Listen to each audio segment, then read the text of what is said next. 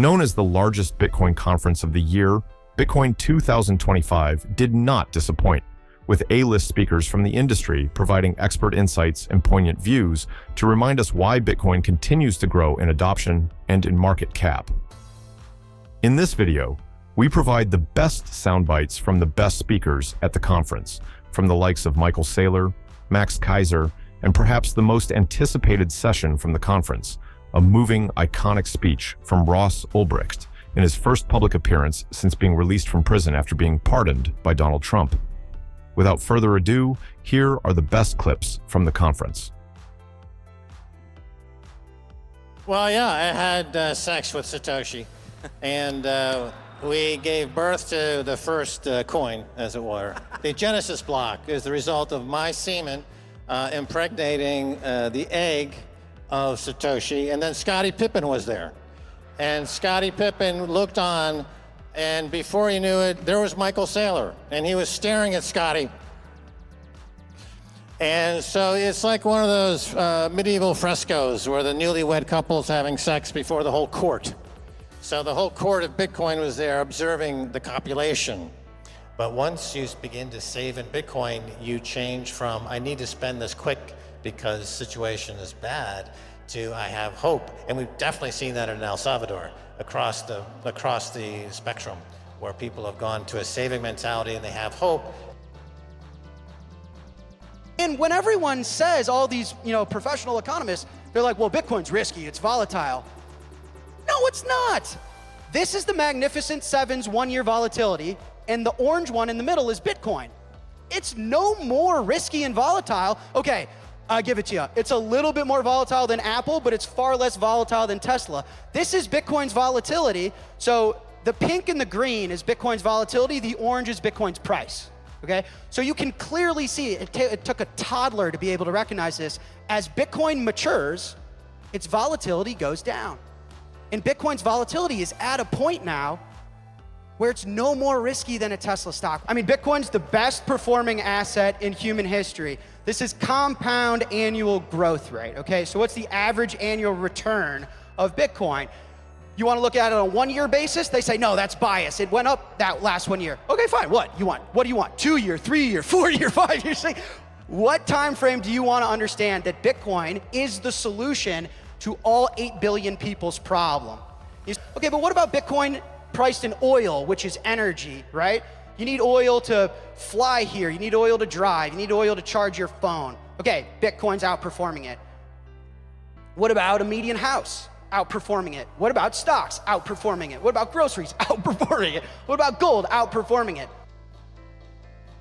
Bitcoin is owned by about 50 million Americans. A lot of Americans have made a lot of money, have created a lot of wealth for themselves, and that's a great thing. But I actually think that where Bitcoin is going is as a strategically important asset for the United States over the next decade. We're ending the weaponization of federal regulations against this community.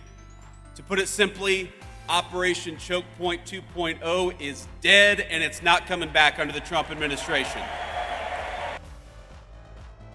So I feel like what we have in Washington right now is just a sea change. It's just a total comprehensive shift from being anti-innovation to being pro-innovation and being, much more future-oriented and getting all the obstacles out of the way and helping the private sector innovate. And it's really just been incredible. So the executive order establishing the strategic Bitcoin reserve does allow the government to purchase more if it can be done in a budget neutral way. So specifically, if either the Commerce Department or the Treasury Department can figure out how to fund it without adding to the debt, then they are allowed to create those programs. So I don't care where you are. I don't care if you're, royal families. I don't care if you're the biggest, financial institutions. Everybody wants Bitcoin. Everybody is buying Bitcoin. If you go back 12 months, there were probably less than 100 companies that were treasuring Bitcoin that really had any. And now every single day, it's another sovereign wealth fund. Look what GameStop just did. Look what Truth Social did. Every single day, people are allocating billions and billions of dollars to it. Look at the OTCs. The OTCs have the least amount of Bitcoin ever on their books, right? I mean, the arrow's going straight down as the price of Bitcoin is going straight up.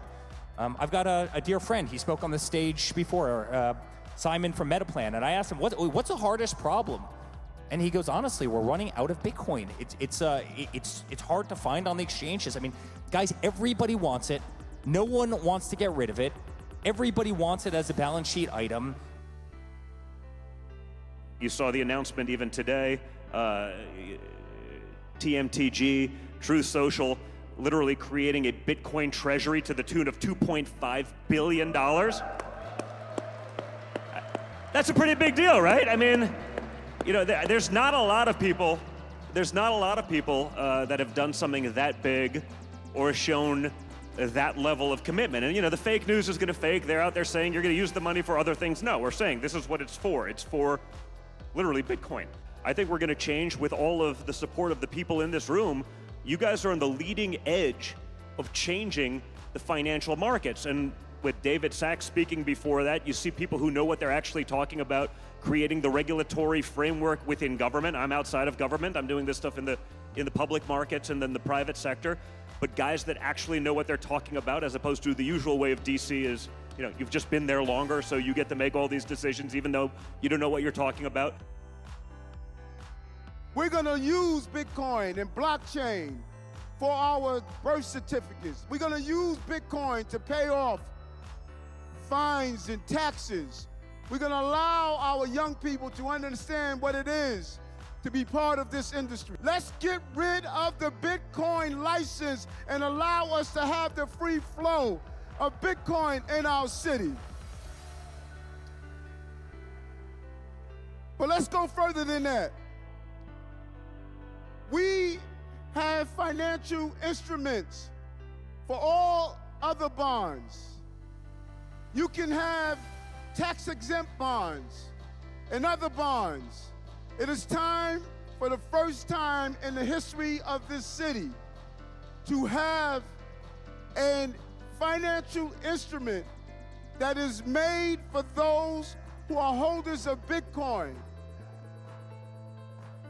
But to announce that rather than just words, we have put together, and this is exclusive for today, the Crypto Assets and Digital Finance Bill. Months of work, ladies and gentlemen. We will campaign for this, and we'll put it in place when we win the next general election. At the Bitcoin conference, can we talk a little bit about the dangers of CBDCs and why it's so important that something like Bitcoin exists? So the only thing the last Conservative government did in this space was to open up a department within our central bank, the Bank of England, to spend money getting us ready for a Bitcoin central bank digital currency. This would be the ultimate form of tyranny. And I can tell you, as I go around the country, people have woken up to what's going on here. And when we win the next election, there'll be a CBDC over my dead body. Bitcoin is such an important global strategic asset, and it is not only important in the economy, but in our global defense, because there's components to our defense. One is, you know, having a lethal war fighting machine that can overcome other armies and other military efforts. Where do things stand right now with Genius, and how do you see the act moving forward? Well, we thought it would be easiest to start with stablecoins because it is fully 100% backed by fiat currency, and because there are still members of Congress who don't even know what digital assets are, that this seemed to be a great place to start, kind of a plain vanilla asset. It's just a means of payment, kind of like a digital traveler's check. And we all use credit cards, so we're already kind of used to using digital money. And every mathematical model you can possibly work through indicates that the right answer is 100% Bitcoin. The way to wealth is through generosity. When you are successful, and you will be successful, get up every morning and spread happiness share security, deliver hope to those less fortunate than you. You found the path first. You found the way first. You should spread good karma. Make sure that you're delivering that to your employees, your family, your friends, your customers, your investors, and your community. They will see that glow. They will respect you. They will support you. They will be inspired by you. They will follow you. And that clarity of mind comes when you realize that Bitcoin is capital, perfected capital, programmable capital, incorruptible capital. But someone much greater than me, Satoshi, with none of that information, with none of that proof, with none of that time, said this many, many years ago, the most important 12 words in the English language. It might make sense to get some in case it catches on. This exact day, May 29th, exactly 1 decade ago, I was standing in a courtroom in front of a judge. On that day, that judge gave me 2 life sentences plus 40 years without parole. I was just 31 years old. If she and all the others behind my prosecution had their way, I would have grown old and eventually died, still in prison. Instead, I'm here with you. I'm free, and it's because of you. You made this moment possible. Can you feel that? Let that sink in. You did this. It's more important than ever to stay true to our principles. It's easy to lose sight of principle when everything's happening all at once, and there's 1,000 things pulling your attention in every direction. Principles should be simple and few. And today I'd like to mention 3. Freedom, decentralization, unity. Remember, decentralization is our strength as well. We can argue all day about how things can be more decentralized. And those are good arguments to have. But as a principle, decentralization is the goal that we strive for. Bitcoin's strength is in decentralization. Bitcoin lives on the internet, which is itself decentralized. Anyone can run the Bitcoin protocol and connect online. There are people from every corner of the globe, people we will never meet, validating and mining the blocks that make up the blockchain. There are scores of wallets and exchanges spread out all over the world. And because Bitcoin is decentralized this way, nothing can stop it. Freeing me took many, many people from all walks of life coming together and saying, this is not right. It took many people just like you saying, we care about freedom. And keeping somebody like Ross in a cage until he dies is a threat to freedom itself. Freedom, decentralization, unity. Stay true to these principles, and the future is ours. Thank you. We hope these clips from the Bitcoin 2025 conference have helped you to catch up with or round up the conference. Please like this video and subscribe. And if you'd like to suggest other well-known figures to compile quotes from who have cryptoverse charisma, please comment below.